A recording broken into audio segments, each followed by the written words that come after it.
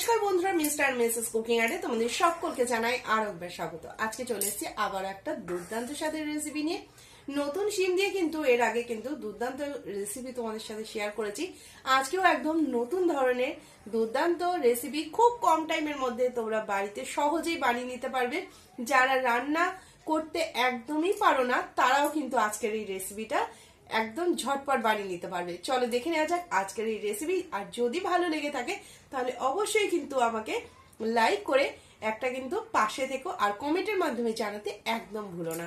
যারা নতুন বন্ধু আছো তারা কিন্তু ভিডিওর যদি কোথাও একটু ভালো লেগে থাকে তাহলে অবশ্যই সাবস্ক্রাইব করে নিও, পাশে থাকা বেল আইকনটা ক্লিক করতে একদম ভুলো না। চলো দেখে নেওয়া যাক আজকের রেসিপি। আমি হলপ করে বলতে পারি এই রেসিপিটা তোমরা আগে কখনো ট্রাই করোনি। যদি ট্রাই করো তাহলে কিন্তু এই রেসিপি একবার খেলে তোমাদের বারবার খেতে ইচ্ছা করবে। এই রেসিপিটা বানানোর জন্য আমাদের কী কী লাগছে, এখানে আমরা নিয়ে নিয়েছি শিম, একদম শীতকালের নতুন ওঠা শিম। সেই শিম দিয়ে কিন্তু আজকের এই রেসিপিটা বানাবো। শিমটাকে নেওয়ার পরে শিমটাকে আমরা দেখো খুব ভালো করে দুপাশ থেকে শিমের যে আঁশগুলো সেগুলো আমরা ফেলে দিচ্ছি।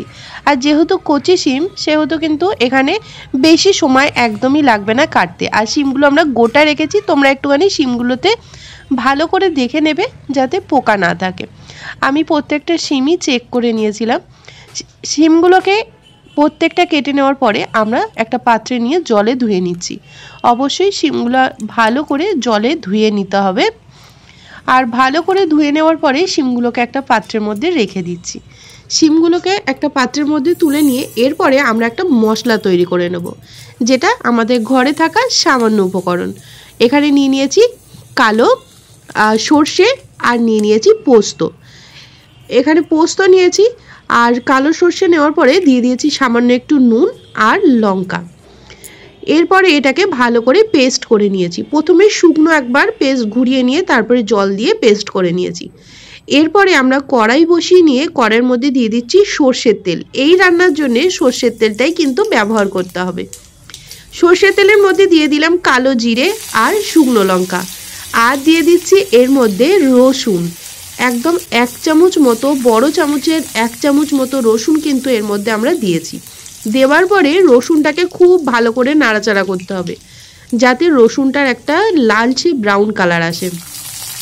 রসুনটাকে নাড়াচাড়া করার পরে এর মধ্যে আমরা দিয়ে দিচ্ছি শিমগুলোকে দিয়ে দেখো পুরো শিমগুলোকে দিয়ে এই রসুনের সাথে খুব ভালো করে কিন্তু আমরা নাড়াচাড়া করে নিচ্ছি। শিমগুলো যাতে একটু শিমের যে কাঁচা গন্ধটা সেটা যাতে না থাকে, কিন্তু নতুন শিম এতটাও গন্ধ আসে না। শিমগুলোকে এইভাবে নাড়াচাড়া করে নেওয়ার পরে শিমগুলো একটু হতে দিতে হবে যাতে শিমের সুন্দর একটা কালার আসে।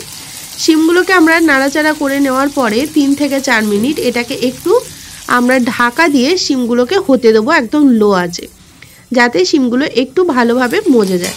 দেখো শিমগুলোর গায়ের কালারটা দেখো হালকা হালকা কিন্তু চেঞ্জ হয়ে এসছে।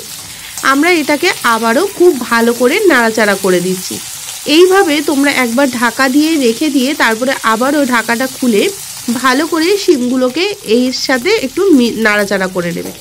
দিয়ে দিচ্ছি এখানে সামান্য একটু হলুদ। এখানে বেশি হলুদ দেওয়ার দরকার নেই, একদম সামান্য হলুদ দিয়েছি। আর 4টে দিয়ে দিয়েছি এরকম ছোট ছোট পেঁয়াজ। এই পেঁয়াজ মাঝখান থেকে আমি একটু ক্রস করে কেটে নিয়েছি। এই পেঁয়াজগুলো একটু ক্রস করে নিয়েছি কারণ এই রান্নাতে টেস্টটা খুব সুন্দর আসবে। আর এই পেঁয়াজগুলো কিন্তু খেতে খুবই ভালো লাগে। এগুলোকে আমরা ছাঁচি পেঁয়াজ বলি, তোমরা কি বলো সেটা কিন্তু অবশ্যই কমেন্টের মাধ্যমে জানিও। আর এই পেঁয়াজগুলোকে একটু হালকা লালচে করে ভেজে নেওয়ার পরে এখানে আমরা দিয়ে দিচ্ছি সেই পোস্ত আর সর্ষে বাটাটা। দিয়ে দেওয়ার পরে এর মধ্যে আমরা এটাকে ভালো করে মিশিয়ে দিচ্ছি। আর যেহেতু এখানে কাঁচা লঙ্কা আমি বেটে নিয়েছিলাম, আর ওই পাত্রেই একটু অল্প একটু জল নিয়ে ধুয়ে সেটাকেও আমি দিয়ে দিলাম। জল দিয়ে ধুয়ে দেওয়ার পরে এর মধ্যে আমরা আবার একটু নাড়াচাড়া করে নিয়ে দিয়ে দিচ্ছি স্বাদ মতো চিনি। যেহেতু আমরা আগেই নুনটা দিয়ে দিয়েছিলাম তাই এর মধ্যে নুনটা অ্যাড করব না, দিয়ে দিচ্ছি স্বাদ মতো চিনি। দিয়ে দিলাম চেরা কাঁচা লঙ্কা আর সর্ষের তেল দিয়ে একদম লো টু মিডিয়াম আছে, একদম লো আছেই বলতে পারো, সেটাকে ঢাকা দিয়ে কিছুক্ষণ হতে দিলাম। দেখো খুব সুন্দরভাবে হয়ে গেছে আর গন্ধ কিন্তু দুর্দান্ত বার হয়েছে। এটাকে আবারও একটু ভালো করে নাড়াচাড়া করে নিচ্ছি। আমাদের রেডি হয়ে গেছে শিম দিয়ে দুর্দান্ত স্বাদের এরকম নতুন ধরনের রেসিপি। অবশ্যই শিম দিয়ে এইভাবে পেঁয়াজ দিয়ে তোমরা আগে বানিয়ে কেউ খেয়েছো কিনা কমেন্টের মাধ্যমে জানিও। আর তোমাদেরকে আমার রিকোয়েস্ট থাকলো এই রেসিপিটা বাড়িতে অবশ্যই একবার বানিয়ে দেখো। এটা কিন্তু খেতে অত্যন্ত সুন্দর হয়। শিমের এই নতুন যে শিমটা উঠেছে সেটা দিয়ে একবার বানিয়ে দেখো, গরম ভাতের সাথে দুর্দান্ত লাগে। আমার বাড়িতে এই রেসিপিটা কিন্তু খুবই পছন্দ করে। তোমাদের কেমন লাগলো অবশ্যই জানিও। তাহলে আমাদের রেডি হয়ে গেল দুর্দান্ত স্বাদে ইউনিক একটা শিম দিয়ে রেসিপি। অবশ্যই বাজারে কিন্তু নতুন শিম উঠে গেছে, আর নতুন শিম কিন্তু সবসময় খেতে ভালোই লাগে। যারা শিম একদমই পছন্দ করে না তারা কিন্তু এই রেসিপিটা অবশ্যই বানিয়ে দেখো, আশা করছি তোমাদের খুবই ভালো লাগবে। আর যারা একদম নতুন রান্না শিখছো তারা কিন্তু এই রেসিপিটা ট্রাই করতে পারো, কোনো ঝামেলা ছাড়াই ঝটপট বানিয়ে নিতে পারো। তো আজকের মতো রেসিপি পর্যন্তই। যদি ভালো লেগে থাকে তাহলে অবশ্যই কমেন্টের মাধ্যমে জানিও, লাইক করে দিও।